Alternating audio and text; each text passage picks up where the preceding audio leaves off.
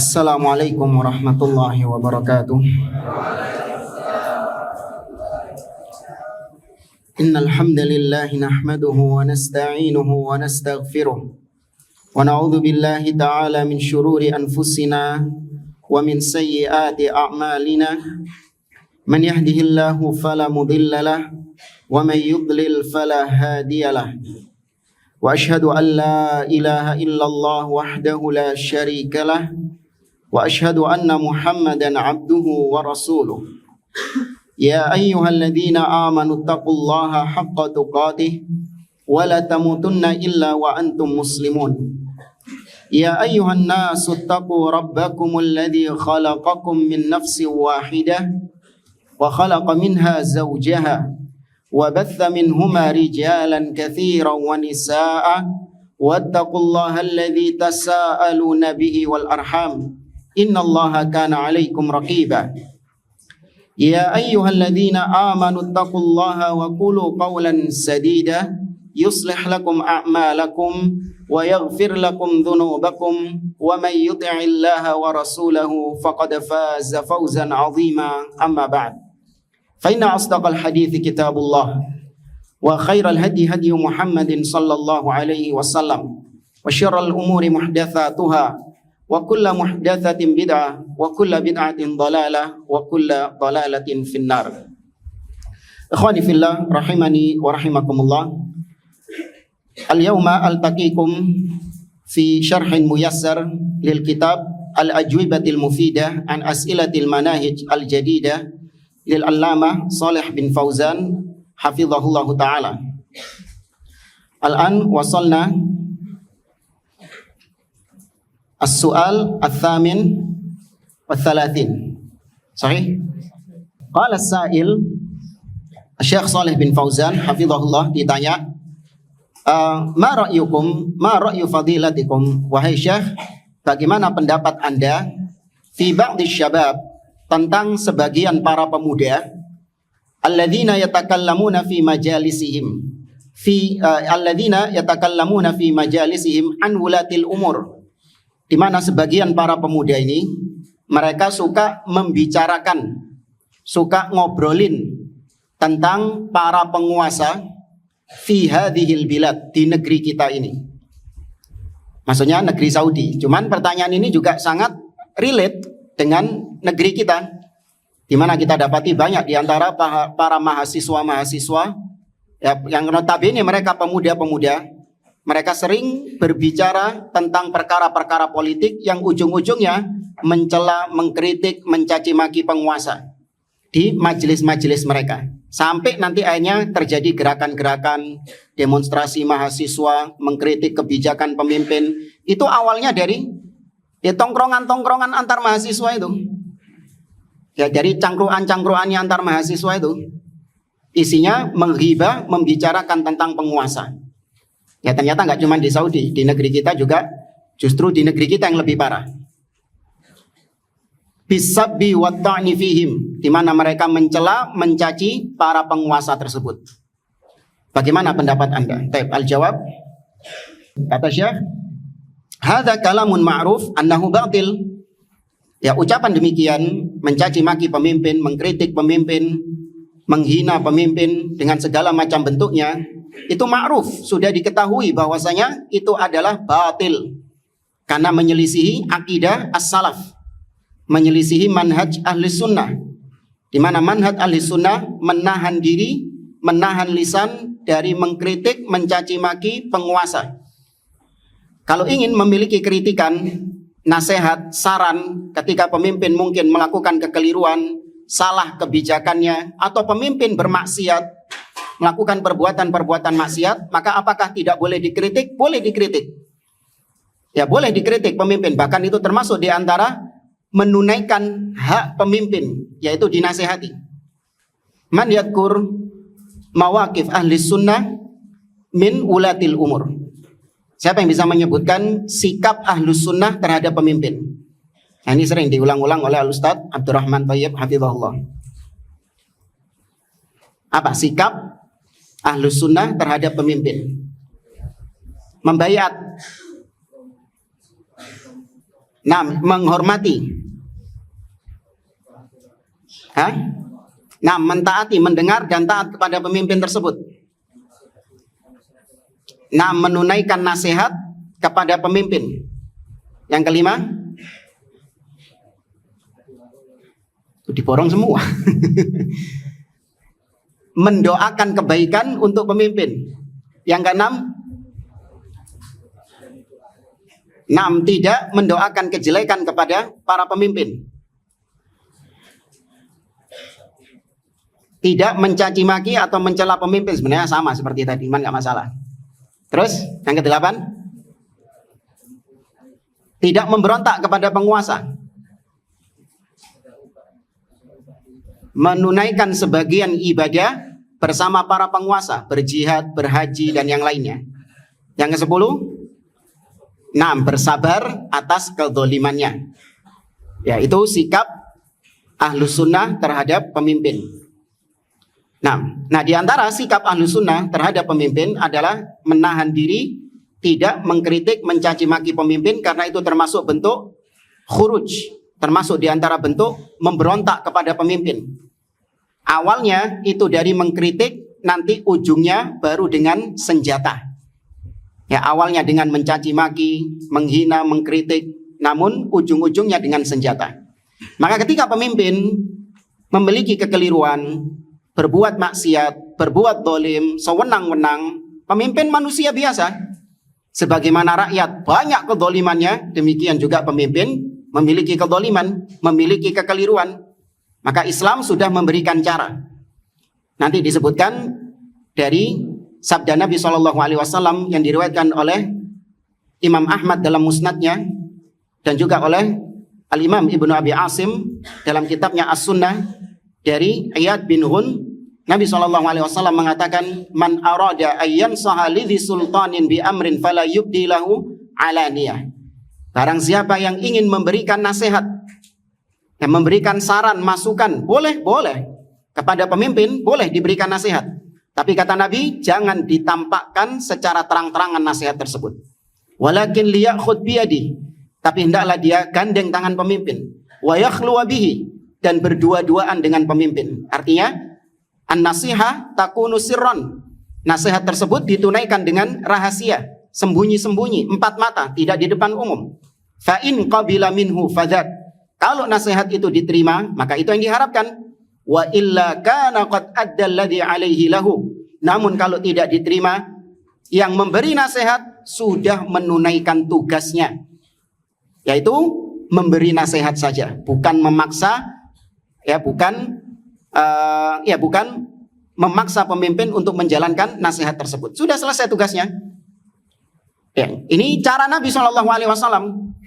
Maka cara apapun di luar itu harus kita yakini itu cara yang tidak baik. Meskipun peluang mendapatkan hasil lebih besar daripada caranya Nabi SAW. Katakanlah demikian. Karena syubhat dari orang-orang Haroki atau kaum Haroka Ikhwanul Muslimin dan wa'adnabuhum yang mengekor kepada mereka, mereka mengatakan, kita ini kalau di zaman sekarang mengkritik, menasihati pemimpin seperti cara Nabi SAW, itu sia-sia katanya. Percuma. Karena pemimpin tidak akan mendengar nasihat kita, apalagi cuman seorang diri sembunyi-sembunyi. Ya, dianggap itu perkara yang alah ngapain sih, nggak bakal didengar. Bahkan jangankan diterima nasihatnya, ditemui saja tidak. Ya, itu cara Nabi SAW, katanya nggak relevan di zaman sekarang. Maka ada cara yang lebih bisa untuk pemimpin menerima nasihatnya. Peluangnya lebih besar ya untuk pemimpin menerima masukan dari kita. Cara apa yang dimaksud? Dengan demonstrasi. Ya, kita menekan pemimpin, kita paksa pemimpin dengan massa yang banyak, ya, dengan teriakan-teriakan, dengan mengancam pemimpin tersebut. Nah, ini peluangnya lebih besar pemimpin menerima nasihat. Lebih besar kansnya, peluangnya pemimpin menjalankan kritikan, menerima kritikan kita daripada cara Nabi SAW. Ini karena mereka membangun agama dengan al-ghayatu barrirul wasilah. Ikhwanul Muslimin dan yang semisal dengan mereka, mereka membangun agama dengan konsep tujuan menghalalkan segala cara. Yang penting mendapatkan hasil, tidak melihat prosesnya bagaimana. Proses yang syar'i mereka tinggalkan karena alasan tidak mendapatkan hasil atau peluangnya kecil. Sedangkan proses yang tidak syar'i mereka jalankan dengan anggapan hasilnya lebih besar. Baik, maka taruhlah seperti yang kalian katakan, demonstrasi lebih besar peluangnya untuk nasihatnya diterima sama pemimpin daripada cara Nabi SAW. Tetap ahlus sunnah yang ditempuh caranya siapa? Caranya Rasul SAW. Karena kita hanya melakukan proses, ya tidak mencari sebab. Sebab itu Allah Subhanahu Wa Taala yang menentukannya. Ini konsepnya ahlus sunnah. Nah, maka mencaci pemimpin itu termasuk di antara perkara-perkara yang bukan dari manhaj salaf. Sebagaimana nanti disebutkan oleh Syekh Abdul Aziz bin Baz, laisa min manhajis salaf at-tashhir bi'uyubil wulad. Bukan termasuk manhaj salaf memviralkan aib-aib pemimpin, yakni menjadikan aib-aib pemimpin sebagai bahan cacian, bahan celaan, bahan ghibah. Laisa min manhajis salaf, bukan termasuk manhaj salaf. Maka itu kalam yang batil. Wa haula imma annahum yaksiduna syarr. Bisa jadi mereka ini para syabab memang tujuan mereka adalah keburukan. Yang mencaci pemimpin memang untuk membuat keonaran, membuat gaduh supaya negeri ini hilang keamanannya. Ya memang dia sengaja untuk membuat keonaran, membuat keburukan. Atau bisa jadi wa imma annahum ta'atharu bi ghairihim min ashabid da'awatil mudallilah. Atau bisa jadi para pemuda-pemuda ini niatnya baik, ingin untuk memperbaiki negeri, tapi terpengaruh sama dai-dai fitnah, terpengaruh sama dai-dai yang sering menyesatkan para syabab. Dibungkuslah mencaci pemimpin, mengkritik pemimpin depan umum, dibungkus dengan istilah apa? Al-amru bil ma'ruf wan nahyu 'anil munkar. Oh enggak, ini bukan mengkritik pemimpin, ini bukan hal yang menyelisihi manhaj salaf. Ini termasuk amar ma'ruf nahi munkar. Ini termasuk jihad. Nabi bersabda, afdolul jihad kalimatu haqqin 'inda sultanin jair. Karena sebaik-baik jihad kata Nabi adalah ucapan yang hak di hadapan penguasa yang dolim. Itu dari situ saja sudah tahu kekeliruannya. Nabi mengatakan inda sultanin jair, di sisi penguasa yang dolim. Berarti nasihatnya disampaikan bagaimana? Sir empat mata. Bukan di depan istana, bukan di jalan raya, bukan di medsos.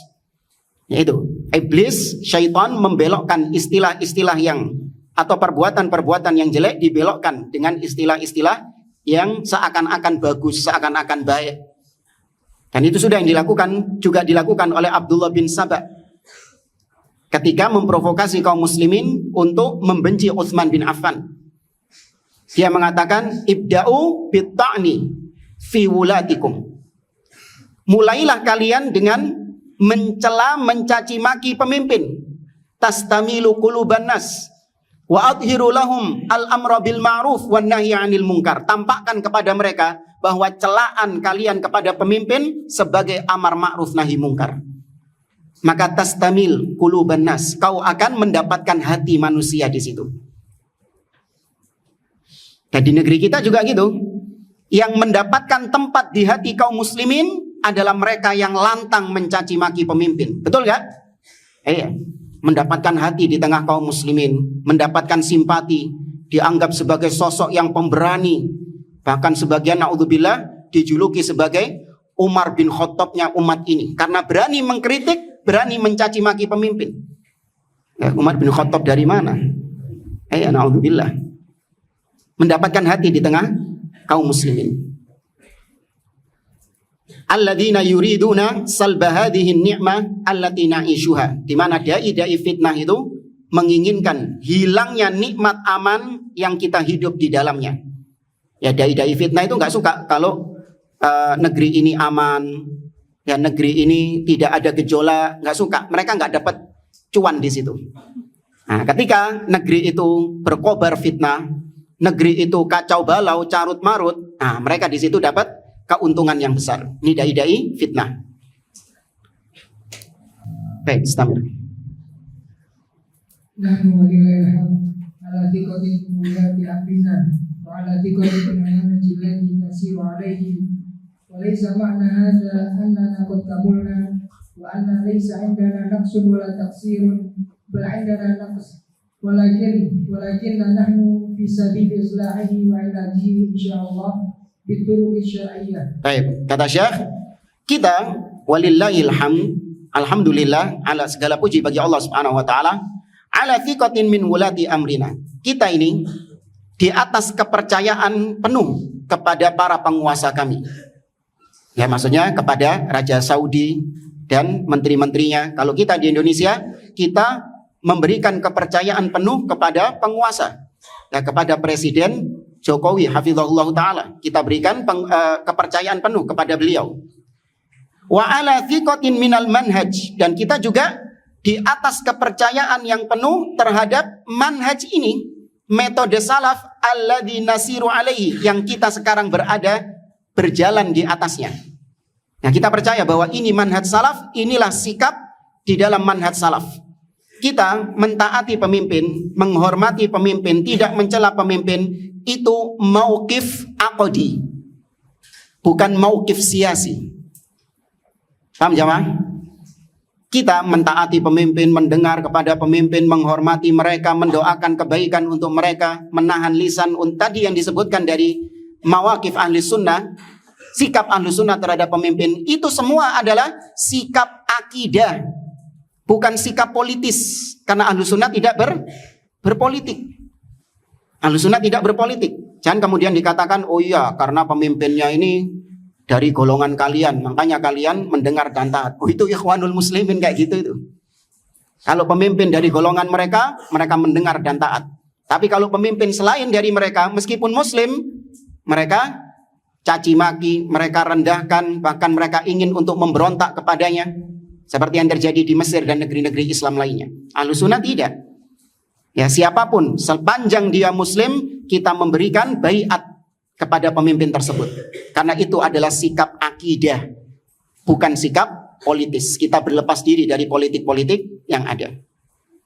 Kata beliau, kita percaya dengan manhaj ini. Karena manhaj mentaati pemimpin, dalilnya seabrek, dan sikap para salafus soleh juga seabrek. Makanya kita sangat yakin di atas akidah ini. Walaysa ma'na hadza annana qad kamulna. Cuman bukan berarti ketika kita percaya dengan penguasa, ketika kita percaya dengan manhaj ini, berarti kita yang berjalan di atasnya sudah pasti sempurna. Makanya sering kita sampaikan, bedakan antara manhaj as-salaf dengan seorang salafi.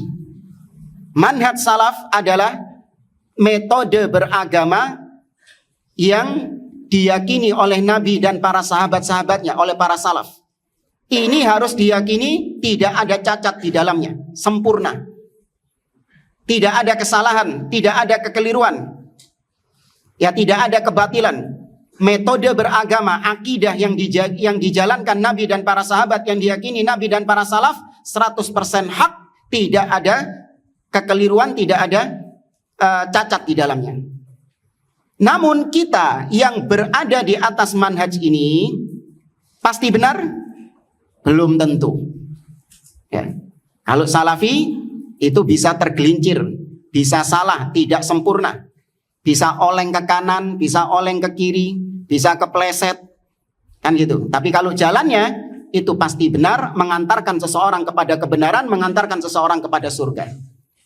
Nah, kalau diibaratkan manhaj salaf, jalan yang Nabi dan para sahabat pernah lewat jalan situ. Nah, ujungnya jalan ini kemana? Surga. Nah, kita yang mencoba untuk ngikut jalan ini, ngikut Nabi dan para sahabat di atas jalan ini, karena memang jalannya nggak mulus ya mak. Berjalan di atas manhaj ini, manhaj salaf ini, mulus atau nggak jalannya? Nggak mulus. Bergelombang, banyak onak dan duri. Apalagi kanan kiri, banyak syaitan yang mengajak kita untuk belok ke kanan dan belok ke kiri. Ya kan, dalam hadis Abdullah bin Mas'ud, Nabi mengatakan, Abdullah bin Mas'ud mengatakan, khattalana Rasulullah sallallahu alaihi wasallam khattan biyadi. Beliau menggambar satu garis lurus dengan tangannya. Kemudian mengatakan, hadza siratullah mustaqiman. Ini jalan Allah, lurus satu.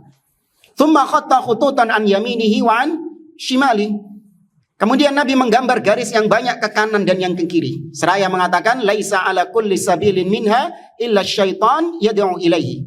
Tidaklah dari jalan-jalan yang banyak ini kecuali ada syaitan, awi-awi setan ini. Ayo Rini, ayo ke sini, lewat sini.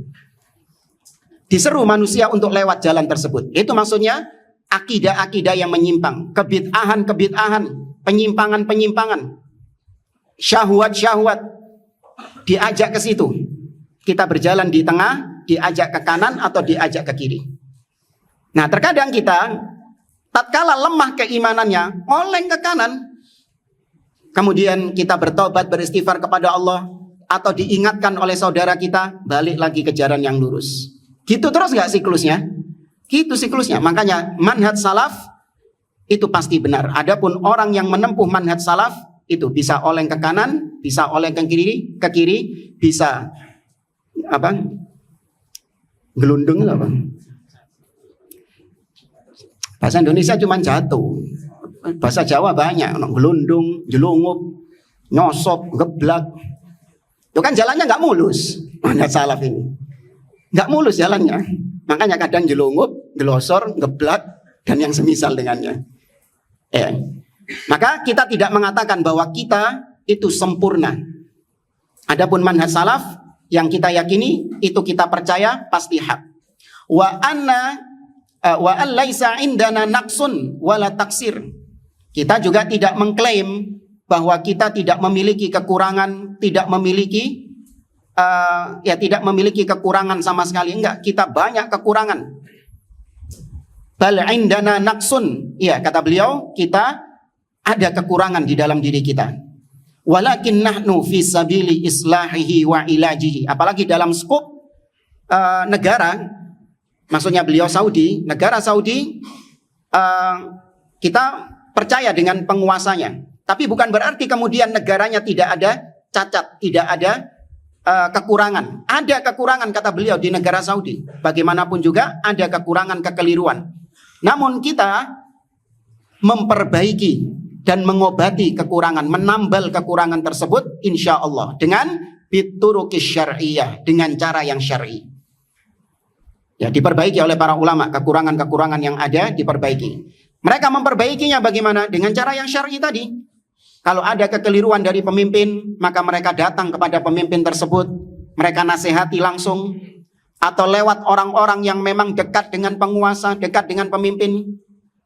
Diperbaiki dengan cara yang syar'i. Makanya tidak dikenal para ulama mengerahkan massa untuk menasihati pemimpin. Enggak. Kata beliau, di zaman Nabi SAW ada orang-orang yang mencuri. Ya, wujida man yasrik.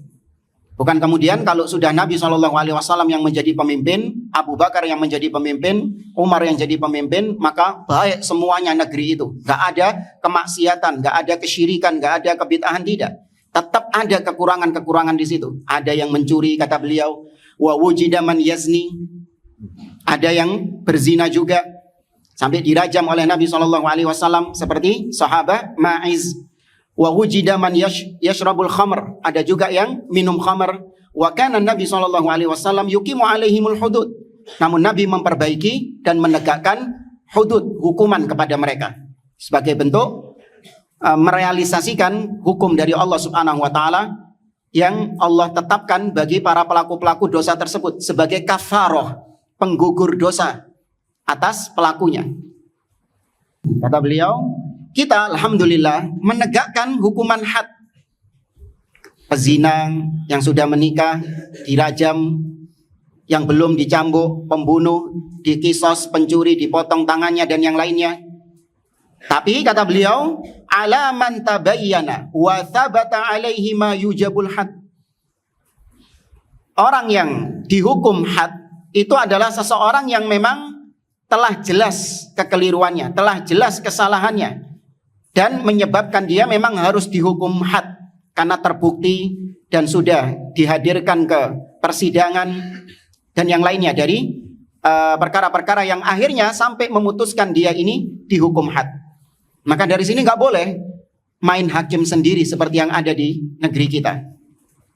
Nangkep maling, kemudian nggak pakai diadili, nggak pakai ditanya, nggak pakai dibawa ke penguasa, langsung dipukuli, naudzubillah, sampai babak belur. Ya, ini bukan cara yang syar'i. Tetapi sudah itu kebiasaan orang-orang, Ustaz. Enggak, segemes-gemesnya antum sama maling tersebut, tetap itu bukan hak antum untuk memberikan hukuman kepada pelaku kriminal tersebut. Ini yang ternyata maling motor ini. Ini sudah berapa kali maling motor, akhirnya ketahuan sekarang. Kan warga pada gemes semua kan, digebui. Antum juga gemes juga sama dia, ikut gebui nggak? Nggak boleh. Itu bukan hak antum, bukan wewenang antum. Tapi gemes Ustaz, iya gemes-gemes tahan, tetap ada di jalur syar'i. Allah mengatakan wala yajrimannakum syana'anu qaumin ala alla ta'dilu i'dilu huwa aqrabu littaqwa. Janganlah kebencianmu terhadap suatu kaum. Antum benci nggak sama maling tadi? Benci, gemes, gregetan. Tapi jangan kemudian kebencianmu itu membuat engkau tidak berlaku adil kepada dia. Bagaimana berlaku adil? Tidak berlaku adil, yaitu kau bertindak seolah-olah kau adalah penguasa yang memberikan hukuman kepada dia. Itu bukan wewenangmu. Ya, serahkan kepada pihak yang berwajib. Ya kan, baru kemudian diproses. Kalau penguasa yang gepui, boleh nggak? Boleh. Ya, cuman jangan belani gepui maling, antum jadi penguasa. Enggak. Ya, serahkan kepada penguasa. Biar diproses sama mereka. Nggak perlu antum ikut-ikutan mukuli dan yang lainnya. Apalagi terkadang nggak terbukti. Ada nggak kejadian kayak gitu? Ada, sampai mati jamaah. Diteriaki sama orang maling, orang-orang langsung dikepui sampai babak belur mati. Ternyata terbukti bahwa bukan dia pelakunya. Ya apa kalau sudah kayak gitu? Jatuhnya al-qatl, membunuh itu. Nah, maka kata beliau, wa nuqimul qisas fil qatla, dan kita juga menegakkan hukuman qisas bagi pembunuh. Hadza walillahil hamd khairun. Ini ya alhamdulillah adalah kebaikan. Di footnote dikatakan wa hadza malmusun fi biladina. Ini adalah perkara yang sangat gamblang, sangat nyata, nampak jelas di negeri kita. Ya mutamatsilan fi mahakimina. Terang benderang di mahkamah, dipraktekkan di mahkamah-mahkamah pengadilan kita. Wala yungkiruhu illa man a'mallahu basiratahu, dan tidak ada yang mengingkari hal ini kecuali yang Allah butakan matanya. Aw rajulun fi qalbihi maradun wa hawa, atau seorang yang memiliki penyakit di dalam hatinya. Nas'alullaha al-afiyah. Yaitu maksudnya orang-orang ikhwanul muslimin yang luar biasa kebencian mereka terhadap negara tauhid, negara Saudi. Ya, kita harus proporsional. Sering disampaikan bahwa negara Saudi adalah negara satu-satunya di atas muka bumi ini yang masih berdiri tegak di atas tauhid, di atas manhaj salaf. Dengan berbagai macam kekurangan-kekurangan yang ada, ya kita tidak menutup mata. Tapi at least minimal tidak ada negara seperti Saudi di atas muka bumi ini yang begitu tegak di atas tauhid, memerangi kesyirikan. Tidak ada kuburan-kuburan dikeramatkan di sana jemaah. Tidak ada dukun-dukun yang diangkat ratingnya, nggak ada. Tidak ada dai-dai fitnah, dai-dai ahlil bid'ah yang dibiarkan leluasa menyebarkan syubhat. Kecuali kalau memang sudah diketahui. Kecuali kalau tidak diketahui. Ya, dengan segala kekurangan, ya terjadi kemaksiatan di sini, terjadi kemaksiatan di sana, ya diperbaiki oleh para ulama. Ya, itu tugas para ulama untuk memperbaiki, memberikan nasihat masukan kepada penguasa. Ya. Namun orang-orang ikhwanul muslimin menutup mata dari kebaikan Saudi yang tidak dimiliki sama negara lain. Fokus sama keburukan-keburukan yang ada. Ya, kita mendengar seorang dai fitnah di negeri kita yang dikenal dengan dai akhir zaman. Ya, mengatakan bahwasanya Saudi, Alu Saud, raja-raja Saudi itu adalah keturunannya Yahudi katanya. Nauzubillah. Sampai di antara mereka juga mengatakan nggak cocok disebut Saudi Arabia. Cocoknya disebut Yahudi Arabia katanya. Nah, ini memang sesuatu yang bukan hal yang baru. Kalau Ikhwanul Muslimin kebenciannya luar biasa terhadap negara tauhid Saudi. Beda dengan Ahlus Sunnah proporsional. Ya, tidak semua, betul, tidak semua yang di Saudi itu benar, semuanya kita benarkan semuanya. Enggak, ada kekeliruan, ada kesalahan.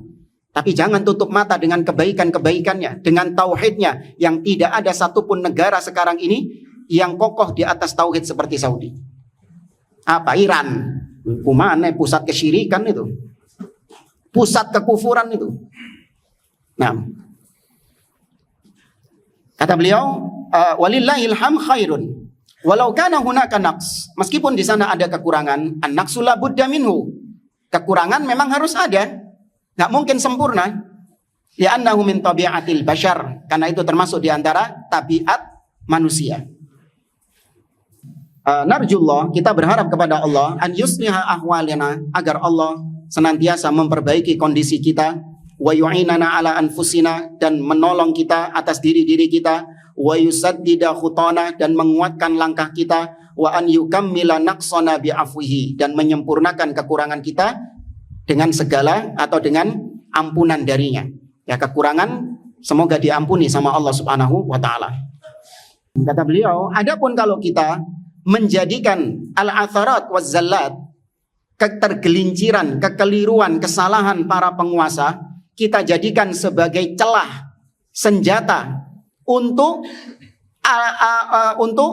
al-kalamu fihim, untuk menghibah mereka, membicarakannya, atau tabghidihim ila ra'iyah, atau untuk menanamkan kebencian kepada rakyat.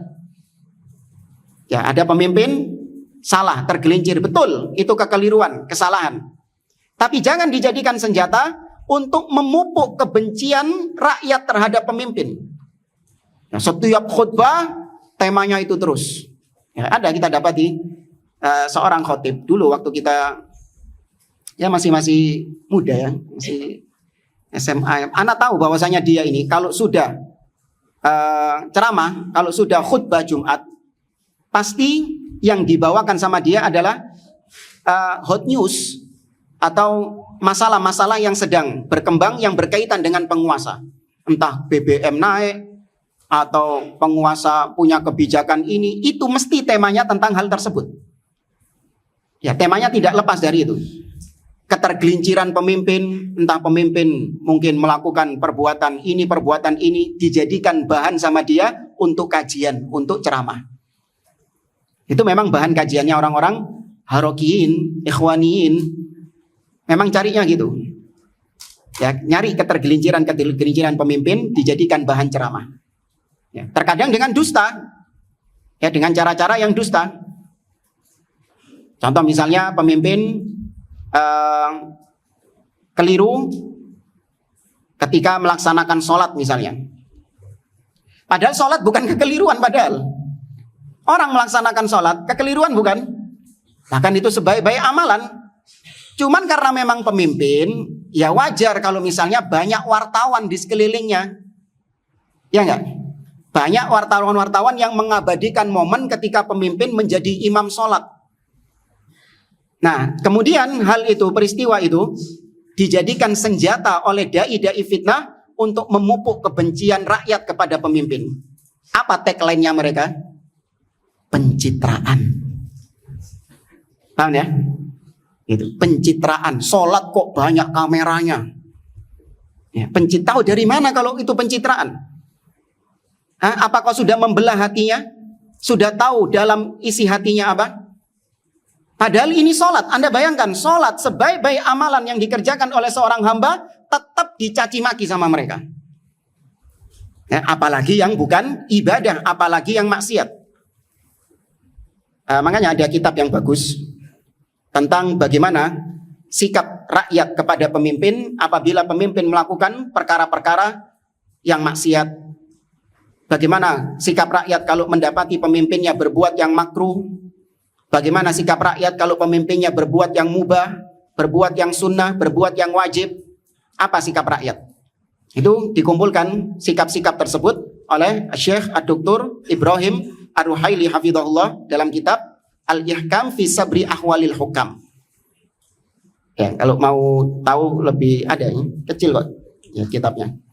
Itu dibaca supaya seorang ahlu sunnah punya sikap, tidak sebagaimana orang-orang hizbiyah, harokiyah yang suka mengambil apapun yang dilakukan oleh pemimpin digiring rakyat untuk membenci pemimpin tersebut.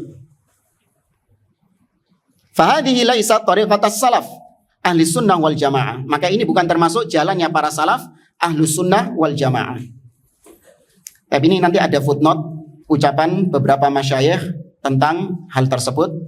Nah, nanti kita ambil sebagian saja.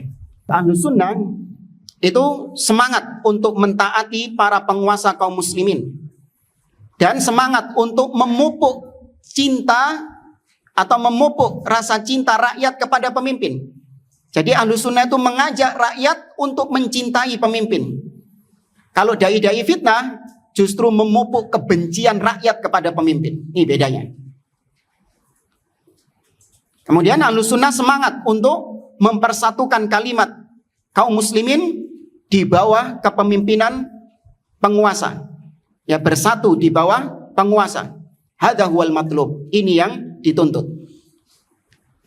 Maka membicarakan pemimpin itu termasuk ghibah, termasuk namimah, adu domba. Ya, jangan dianggap kemudian membicarakan tentang aib-aib pemimpin meskipun itu cuma di kalangan internal. Bahkan kita mendapati ada seorang dai, seorang ustadz yang dia ini ya notabene termasuk menisbatkan kepada manhaj salaf. Kalau katanya, kalau masalah kajian, dia tampil di depan umum, dia sampaikan tentang poin-poin sikap ahlus sunnah terhadap pemimpin, yaitu tidak menghibahnya. Tapi ternyata kalau lagi offline, ya kan, kalau lagi offline, lagi ngobrol sama teman-teman sendiri atau sama ikhwan-ikhwan yang lain, yang dibicarakan adalah pemimpin juga. Ketika ditegur, dinasihati, kok membicarakan pemimpin? Bukankah nggak boleh? Oh enggak, ini cuman internal saja. Ya podo ae. Emang membicarakan pemimpin itu yang nggak boleh adalah ketika dipublish. Gitu nggak jamaah? Apa dikhususkan larangan membicarakan pemimpin itu hanya ketika dipublikasi? Kalau internal saja boleh? Hah? Sama saja. Sama saja. Maka jangan membedakan ya. Karena ada sebagian orang membedakan yang nggak boleh itu kalau dipublikasi, itu yang nggak boleh membicarakan pemimpin. Tapi kalau ya antara teman sendiri, antara ikhwan sendiri, offline, nggak direkam, nah itu nggak apa-apa, nggak, tetap sama saja. Tidak dibedakan, tidak diperkecualikan. Itu termasuk ghibah, termasuk namimah. Wa huma min asyaddil muharramat ba'da syirk. Dan ghibah, namimah itu termasuk di antara perkara haram yang dahsyat, yang paling dahsyatnya setelah kesyirikan. La siyama idza kanatil ghibatu lil ulama wa li wulatil umur fahiya asyad. Apalagi ghibahnya kepada para ulama atau kepada para penguasa. Menghibahin orang muslim biasa yang bukan penguasa, yang bukan ulama, itu sudah haram. Ya. Mad dalil ala tahrimil ghibah. Mad dalil ala tahrimil ghibah. Dan man yadhkur la ahad fi suratil hujurat. Naam. Allah Azza wa Jalla mengatakan wala yaqtab ba'dukum ba'dha ayuhibbu ahadukum ayyakula lahma akhihi maitan fakaritumu. Maka janganlah sebagian kalian menghibah sebagian yang lain. Apa artinya ghibah? Menyebutkan aib saudaranya yang dia nggak suka aib itu disebarkan. Ya, kau sebutkan, kau bicarakan, maka jatuhnya ghibah.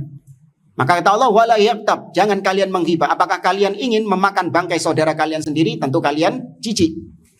Apalagi yang dighibah adalah pemimpin yang seharusnya dijaga kehormatannya, dijaga kewibawaannya, malah dighibahi. Maka itu lebih parah. Lima yatarattab 'alaiha minal mafasid, karena dampak menghibah penguasa ada kerusakan yang timbul di balik itu. Min tafriqil kalimah, yaitu tercerai-berainya persatuan kaum muslimin, wa su'idzon biwulatil umur, bisa menimbulkan su'udzon, ya, dugaan-dugaan yang jelek kepada para pemimpin, wa ba'til ya'si fi nufusin nasi wal qunut, bisa menyebabkan manusia, rakyat tidak lagi percaya kepada pemimpin, ya, berputus asa dari pemimpin yang sudah ada. Alah, percuma pemimpin ini, gak kena diharapno pisan. Gak bisa diharapkan lagi, tidak ada lagi kebaikan pada pemimpin ini. Karena yang didengar setiap hari apa? Cacian, kejelekan pemimpin yang didengar setiap hari. Maka berputus asa. Ya, kalau sudah berputus asa, ini dikhawatirkan lama-kelamaan dia akan melepaskan baiat kepada pemimpin tersebut, tidak lagi menganggap pemimpin yang ada sebagai sebagai pemimpin. Nah, melepaskan baiat ini, kalau mati di atasnya, mati apa kata Nabi? Jahiliyah, bukan mati kafir, bukan. Ya, man mata wa laisa fi unuqihi bai'ah mata mitatan jahiliyah. Barang siapa yang mati tidak ada baiat di pundaknya, maka dia mati dalam kondisi yang mirip seperti kondisinya orang-orang jahiliyah. Di mana orang-orang jahiliyah nggak mau ada pemimpin, nggak mau memiliki pemimpin, nggak mau taat sama pemimpin. Nah, itu kondisinya sama seperti itu. Alhamdulillah. Kita baca di sini footnote nomor 117.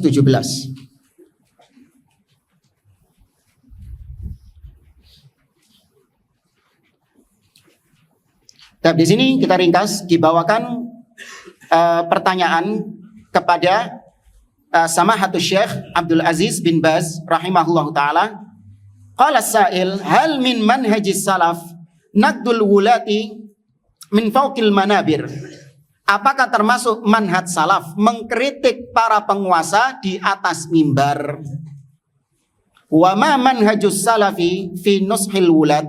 Dan bagaimana sih manhaj salaf dalam menasehati pemimpin? Fa'ajaba, maka Syekh Abdul Aziz bin Baz menjawab, tadi kita singgung, laisa min manhajis salaf at-tashhiru bi'uyubil wulati. Bukan termasuk manhaj salaf alias manhajnya Abdullah bin Saba. Ya, bukan termasuk manhaj salaf memviralkan aib-aib penguasa dan menyebutkannya di atas mimbar-mimbar. Li'anna dzalika yufdi ilal khawdi fil ladzi yadurru wa la yanfa'. Karena menyebutkan aib-aib penguasa, memviralkan aib-aib penguasa, itu akan mengantarkan kepada ya keburukan-keburukan, mengantarkan kepada kekacauan yang tidak mendatangkan manfaat, justru mendatangkan madarat. Walakin at-tariqatul muttaba'a indas salaf. Namun cara yang diikuti di atas manhaj salaf dalam menasihati pemimpin, an-nasiha fima bainahum wa bainas sultan, yaitu menasihati pemimpin empat mata antara dia dengan pemimpin, wal kitabah ilaihi, atau menulis surat kepada pemimpin tersebut berisi nasihat, wal ittisal bil ulama alladzina yattasiluna bihi, atau menghubungi ulama-ulama yang memang punya hubungan dengan pemimpin, asik masukan-masukan kepada pemimpin lewat mereka, hatta yuwajjah ilal khair, sehingga para pemimpin itu diarahkan kepada kebaikan. Ini kalamnya Syekh Abdul Aziz bin Baz. Kemudian Syekh Muhammad bin Shalih Al-Utsaimin juga mengatakan, wa min huquqir ru'ati ala ra'iyatihim, dan di antara hak pemimpin atas rakyat. Hak pemimpin atas rakyat, berarti kewajiban siapa ini? Kalau dikatakan hak pemimpin, berarti kewajiban rakyat yang wajib ditunaikan kepada pemimpin. Apa hak pemimpin? An yunasihuhum wa yurshiduhum. Pemimpin itu dinasihati dan diarahkan kepada kebaikan. Wa alla yaj'alu min khata'ihim idza akhta'u sullaman lil qadhi fihim. Dan tidak boleh menjadikan kekeliruan mereka, kalaupun memang mereka keliru. Tuh, sampai ditegaskan sama beliau.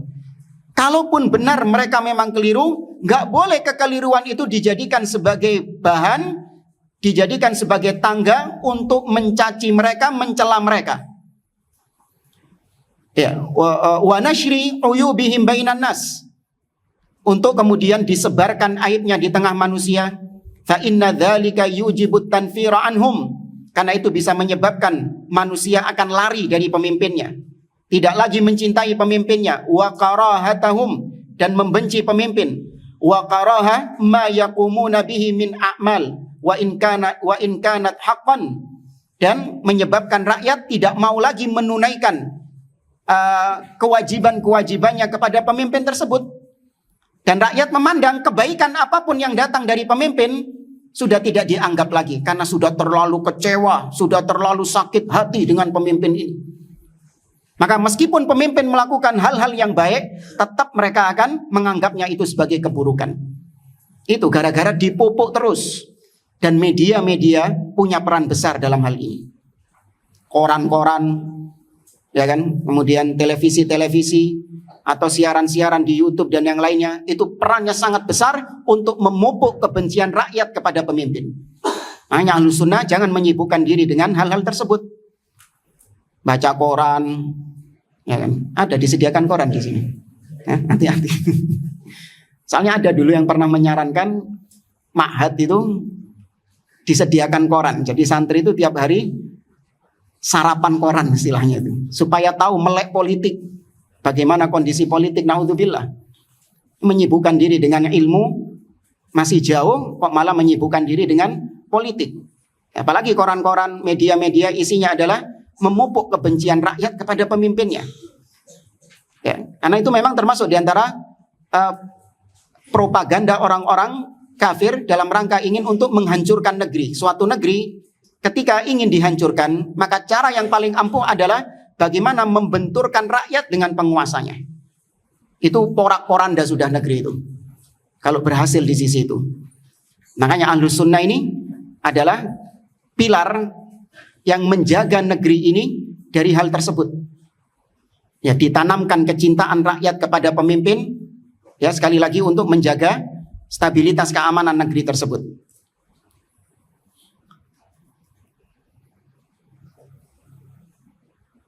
Wa yujib adam as-sam'i wa ta'ah lahum, dan itu bisa menyebabkan tidak lagi rakyat mendengar dan taat kepada pemimpin.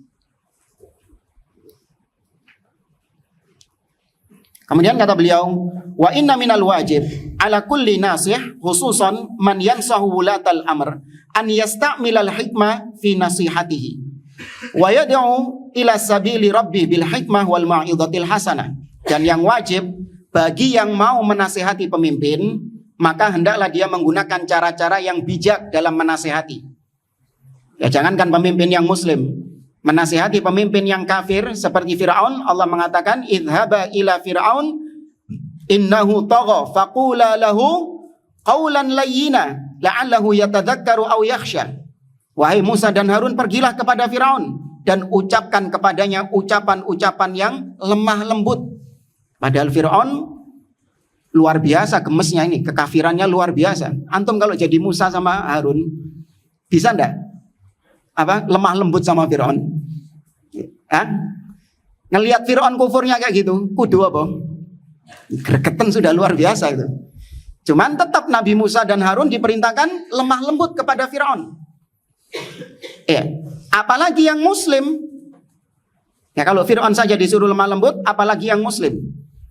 Maka penguasa dinasihati dengan cara yang hikmah dan diajak ke jalan Allah dengan penuh hikmah dan pengajaran yang baik. Wa haula'il ulama al-ajilla yastamiduna kalamahum min hadi Rasul sallallahu alaihi wasallam. Itulah para ulama. Mereka berpendapat seperti itu, menasehati pemimpin dengan lemah lembut, harus empat mata, nggak boleh demonstrasi, nggak boleh menyebarkan aibnya, bla bla bla dan yang lain sebagainya. Mereka ngomong kayak gitu, itu ngambil kesimpulannya dari siapa? Ngarang dewe? Antum nggak nyambung antum. Para ulama punya konsep seperti tadi yang kita jelaskan. Menasehati pemimpin harus empat mata, ya kan? Dengan kalimat-kalimat yang bijak. Tidak boleh menyebarkan aibnya di depan umum. Tidak boleh mengkritiknya di depan umum dan lain sebagainya. Sikap ini disimpulkan oleh para ulama dari mana? Ngarang dewe? Dari petunjuk Nabi SAW. Ya, dari petunjuk Rasul SAW. Wa ala fahmi salafis soleh. Mereka menyimpulkan itu dari pemahaman para salafus soleh. Wa min dzalika ma jaa'a fil ahadits shahihah. Di antaranya apa yang disebutkan dalam hadis yang sahih, yang ini kita singgung tadi, hadis riwayat Imam Ahmad dan juga Ibnu Abi Asim dalam kitabnya As-Sunnah dari Iyad bin Hunmin. Ini kita lewati karena sudah kita baca hadisnya tadi. Kemudian riwayat juga dalam Sahih Al-Bukhari dan Muslim, yaitu tentang kisah Usama bin Zaid. Qila li Usama, dikatakan kepada Usama bin Zaid, lau ataita fulanan, wahai Usama, seandainya kau mendatangi fulan, wa fi riwayatin li Muslim, dalam riwayat Imam Muslim, ala tadkhul ala Utsman fatukallimuhu. Usama, dikatakan kepada Usama, ada orang bilang sama Usama bin Zaid, wahai Usama, kenapa kau enggak menasehati Utsman, berbicara kepada Utsman dan menasehati Utsman? Kata Usama bin Zaid, innakum la tarawna anni la ukallimuhu illa usmi'ukum. Apakah kalian mengira kalau saya sudah menasehati Utsman, terus saya bicarakan itu kepada kalian, saya umumkan itu kepada kalian? Jadi kalau sudah menasehati pemimpin, ya sudah, jangan kemudian nasihatmu itu kau tampakkan di depan umum, sama saja. Dulu ada seorang dai harokah juga sebenarnya. Cuman banyak sebagian orang menganggap dia sebagai salafi. Ya, karena tegas, keras sama Syiah. Padahal kita katakan tidak semua yang keras membantah Syiah, maka dia pasti Ahlus Sunnah, belum tentu. Nah, ini ada seorang dai yang demikian. Dia, Masya Allah, punya akses berjumpa dengan pemimpin, berjumpa dengan presiden. Punya akses ke sana. Berjumpa dengan pemimpin, berjumpa dengan presiden, disambut di istananya. Kemudian dia sampaikan nasihat-nasihat kepada presiden, kepada pemimpin. Betul nggak sudah caranya? Betul. Di-upload di medsosnya. Di-upload di medsosnya dia. Saya sudah bertemu dengan presiden. Saya sampaikan nasihat kepada beliau, 1. Ini. 2. Ini. 3. Ini. Podo. Harusnya sudah, tutup sudah. Ya, makanya Ahlus Sunnah sering ditantang sama mereka. Kalian itu emang pernah menasihati pemimpin? Kan banyak kayak gitu. Kalian nyuruh demo haram, nggak boleh, harus 4 mata. Emang kalian sudah menasihati pemimpin? Sama pertanyaan juga diajukan kepada Usama bin Zaid. Emang kalau kita menasihati pemimpin terus koar-koar kepada kalian, harus gitu nggak? Enggak, sudah simpan sudah. Kenapa? Karena kalau Anda buka bahwa Anda sudah menasihati pemimpin, justru itu semakin membuat rakyat benci kepada pemimpin. Tuh lihat, memang dasar presiden ini. Sudah dinasehati baik-baik, tetap gak dijalankan nasihat. Memang gigi parah ini sudah. Tuh, justru semakin apa?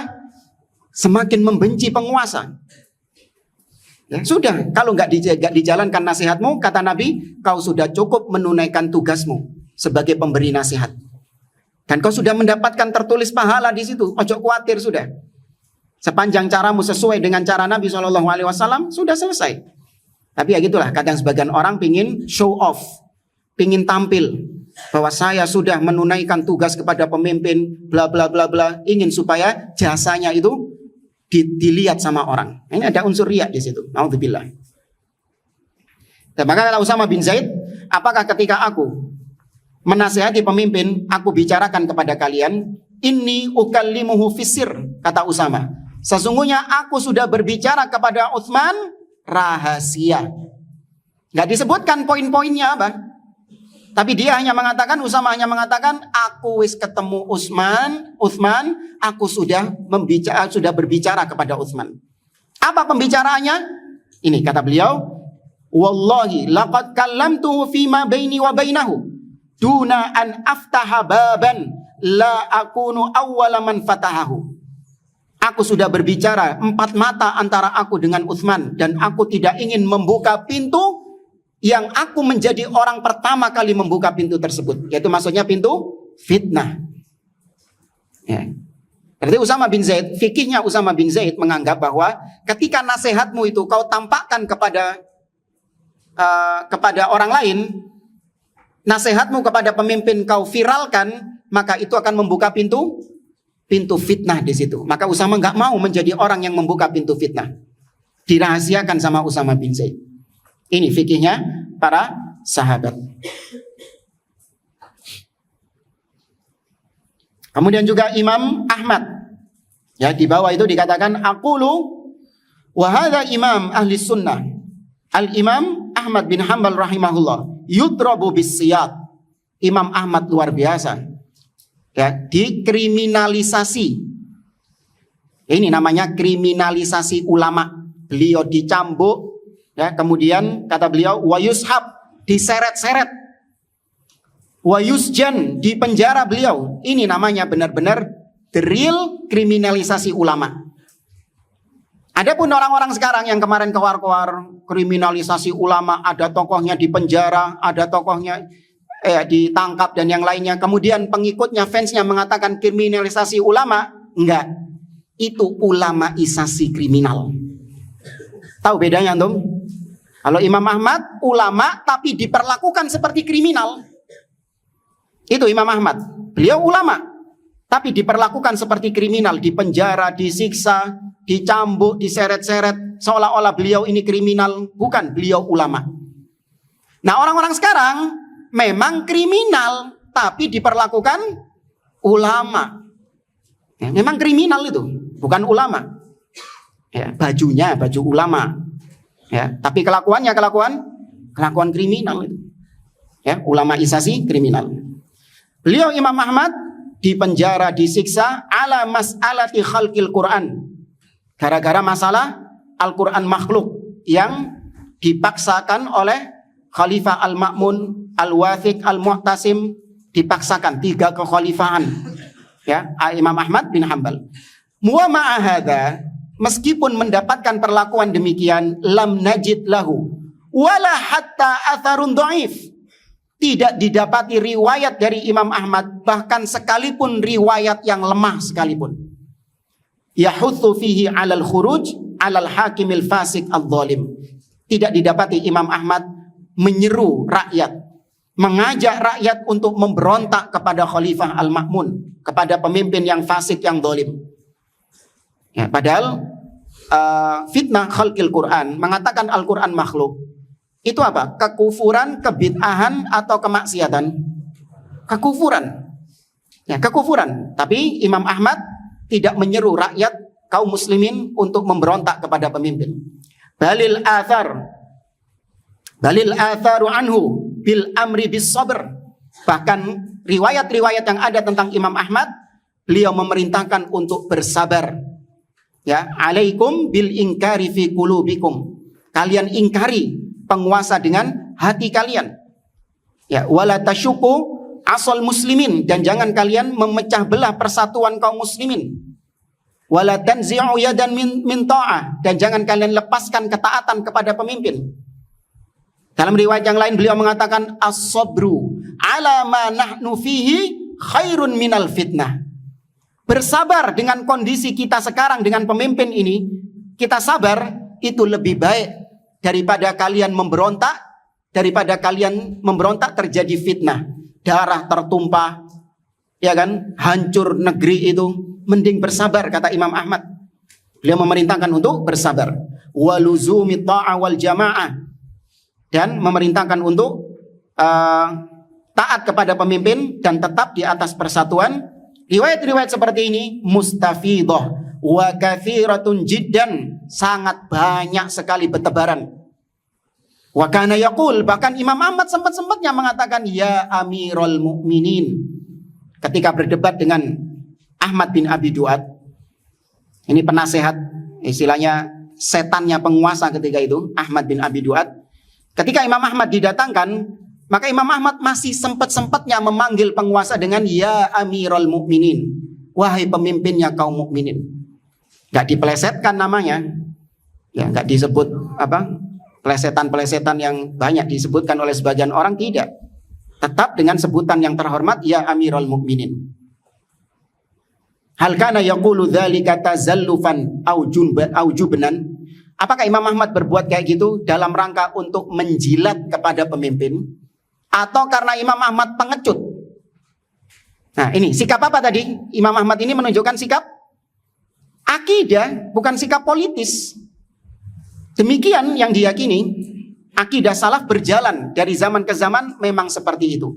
Kalau ada orang yang katanya ngaji sunnah, ya, yang katanya salafi, baru tahu kalau salaf akidahnya mentaati penguasa. Kok gitu salafi ya? Mentaati pemimpin, nggak boleh mengkritik pemimpin. Kok salafi ngono? Iya berarti kau masih nggak paham apa itu manhaj salaf.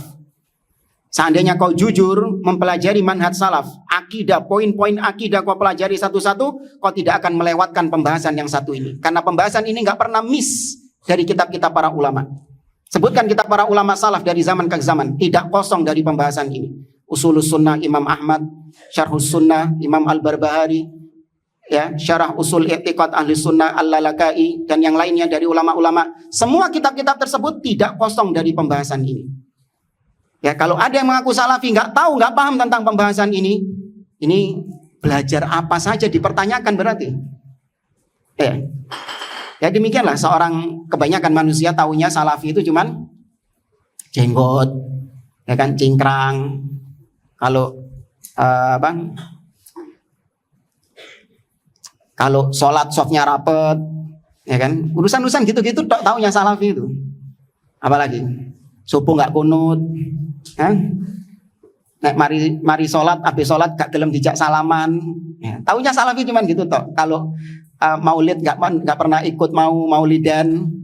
Taunya gitu toh. Tapi akidah, poin-poin akidah ini banyak diantara orang yang menisbatkan diri kepada manhaj salaf ngeblank, gak paham. Hanya paham salafi dari sisi itu saja. Selebihnya kurang lebih insya Allah mewakili apa yang kita sampaikan. Wallahu a'lam bishawab.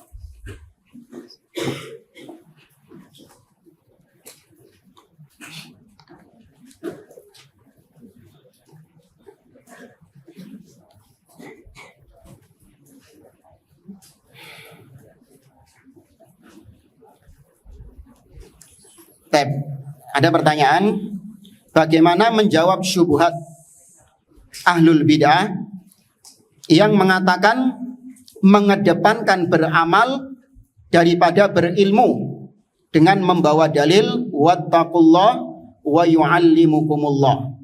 Bertakwalah kepada Allah dan Allah akan mengajarkan kepada kalian. Ya. Nah, ini kita tanya, apakah seorang bisa mengamalkan sesuatu tanpa ilmu? Atau dia sudah bisa mengamalkan sesuatu, apakah seseorang bisa mengamalkan sesuatu tanpa dia berilmu? Apa yang diamalkan terus? Paham enggak jemaah? Apa terus yang diamalkan itu apa? Kalau dia mengamal, katanya beramal dulu sebelum berilmu. Iya, apa terus yang diamalkan? Sholat. Ya wis, kau sholat, mengamalkan sholat. Ketika kau melaksanakan sholat, atas dasar apa? Kalau bukan atas dasar ilmu, ikut-ikutan orang. Apa gitu konsepnya? Rusak agama kalau gitu caranya. Ngelihat orang sholatnya gini ikut. Nanti pindah masjid, orang sholatnya kayak apa lagi, beda lagi, melo. Ini orang gak punya prinsip. Ibarat kalau jalan di jalan raya, ngelihat orang belok kanan, ikut belok kanan. Ya. Terus ada lagi mobil belok kiri, melok belok kiri pisan gitu. Nggak sampai ke tujuan. Kalau mau jalan, pelajari dulu mapnya. Berilmu dulu, lewat mana. Oh di sini macet, oh di sini ada ditutup jalannya, oh di sini ada hajatan. Diilmui dulu, baru jalan. Ya, bukan terus melaku ae pokoknya wis. Nanti mengikut orang-orang belok kanan, melok kanan. Ya, orang-orang lurus, melok lurus. Nggak ada agama model kayak gini. Ya, berilmu dahulu sebelum berucap. Wallahu a'lam. Ini siapa tanya kayak gini? Apakah Syekh Ibrahim Ar-Ruhaili di atas manhaj Ahlus Sunnah yang kokoh? Nah, ini tanyakan sama Ustaz Abdurrahman Thoyib ini. Semprot antum. Alas. Iya, beliau di atas manhaj ahli sunnah. Ya, semoga Allah Azza wa Jalla menjaga beliau dan ulama-ulama yang lain untuk tetap tegar di atas manhaj ahli sunnah. Dan saya cukupkan sampai di sini. Kurang lebihnya mohon maaf. Aku lupa lihada. Subhanakallahumma wa bihamdik. Asyhadu an la ilaha illa anta astaghfiruka wa atubu ilaik. Assalamualaikum warahmatullahi wabarakatuh.